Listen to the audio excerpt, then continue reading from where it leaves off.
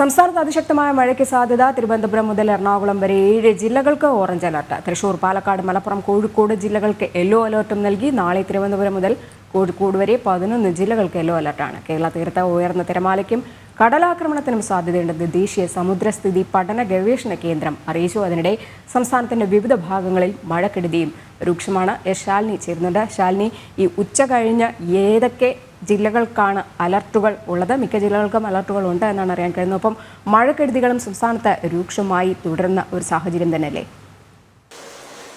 രജനി, സംസ്ഥാനത്തെ 7 ജില്ലകൾക്കാണ് ഏറ്റവും ഒടുവിലായി വന്നിട്ടുള്ള കേന്ദ്ര കാലാവസ്ഥാ നിരീക്ഷണ കേന്ദ്രത്തിന്റെ മുന്നറിയിപ്പിൽ ഓറഞ്ച് അലർട്ട് മുന്നറിയിപ്പ് നൽകിയിട്ടുള്ളത്. തിരുവനന്തപുരം മുതൽ എറണാകുളം വരെ 7 ജില്ലകൾക്ക് ഓറഞ്ച് അലർട്ട്. ഒപ്പം തന്നെ തൃശൂർ, പാലക്കാട്, മലപ്പുറം, കോഴിക്കോട് ജില്ലകൾക്ക് ശക്തമായ മഴയ്ക്കുള്ള യെല്ലോ അലർട്ട് മുന്നറിയിപ്പും നൽകിയിട്ടുണ്ട്. മറ്റു 3 ജില്ലകൾ വയനാട്, കണ്ണൂർ, കാസർഗോഡ് ജില്ലകൾക്ക് നിലവിൽ കാര്യമായ മഴ മുന്നറിയിപ്പ് നൽകിയിട്ടില്ല. എങ്കിൽ പോലും വരും മണിക്കൂറിൽ അതിശക്തമായ മഴ ലഭിക്കുമെന്നുള്ളതാണ് ഈ മുന്നറിയിപ്പിൽ നിന്ന് മനസ്സിലാക്കാൻ സാധിക്കുന്നത്.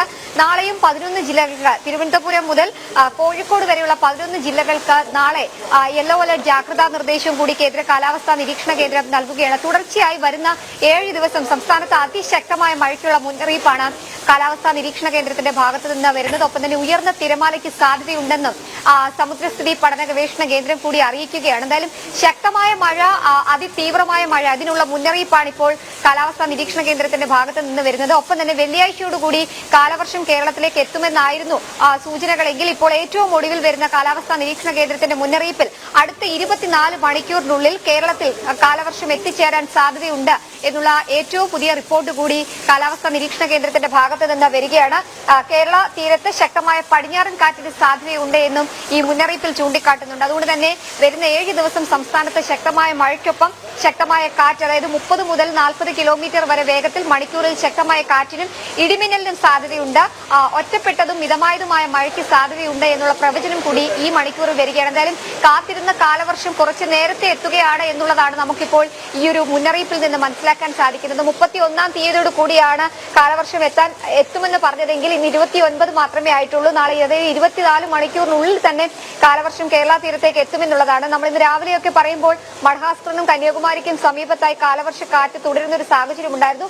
അതിന് പിന്നാലെ കാലവർഷക്കാറ്റ് കേരള തീരം ലക്ഷ്യമാക്കി നീങ്ങുന്നുണ്ട് എന്നുള്ളതാണ് നമുക്ക് ഈ മണിക്കൂറിൽ ഈ ഒരു അപ്ഡേഷനിൽ നിന്ന് മനസ്സിലാക്കാൻ സാധിക്കുന്നത്. എന്തായാലും ശക്തമായ കാറ്റ്, ഇടിമിന്നൽ, ഉയർന്ന തിരമാല തീരദേശ മേഖലകളിൽ ഉണ്ടാകാനുള്ള സാധ്യതകൾ കൂടി കാലാവസ്ഥാ നിരീക്ഷണ കേന്ദ്രത്തിന്റെ ഭാഗത്തു നിന്നുണ്ട്. അതോടൊപ്പം തന്നെ അപകടങ്ങൾ കൂടുതലായി ഉണ്ടാകാനുള്ള സാധ്യതകൾ, ഈ കാറ്റൊക്കെ ഉണ്ടാകുമ്പോൾ സ്വാഭാവികമായും മരം കടപുഴകി വീണുള്ള അപകടങ്ങൾ ഉണ്ടാകാനുള്ള സാധ്യതയുണ്ട്. അത് മുന്നിൽ കണ്ടുകൊണ്ടുള്ള ജാഗ്രതാ മുൻകരുതലുകളൊക്കെ തന്നെ ജനം പാലിക്കണമെന്നൊരു മുന്നറിയിപ്പ് സംസ്ഥാന ദുരന്ത നിവാരണ അതോറിറ്റിയും ഈ മണിക്കൂറിൽ നൽകുകയാണ്. തിരുവനന്തപുരം ജില്ലയെ സംബന്ധിച്ച് നോക്കുകയാണെങ്കിൽ ഇന്ന് ഓറഞ്ച് അലർട്ട് മുന്നറിയിപ്പാണ്. അല്പസമയം മുമ്പ് വന്നിട്ടുള്ള മുന്നറിയിപ്പിൽ സ്വാഭാവികമായും അതിശക്തമായ മഴയാണ് തിരുവനന്തപുരത്തിന്റെ നഗരമേഖലകളിൽ നിന്നും ഗ്രാമമേഖലകളിൽ നിന്നും റിപ്പോർട്ട് ചെയ്യുന്നത്.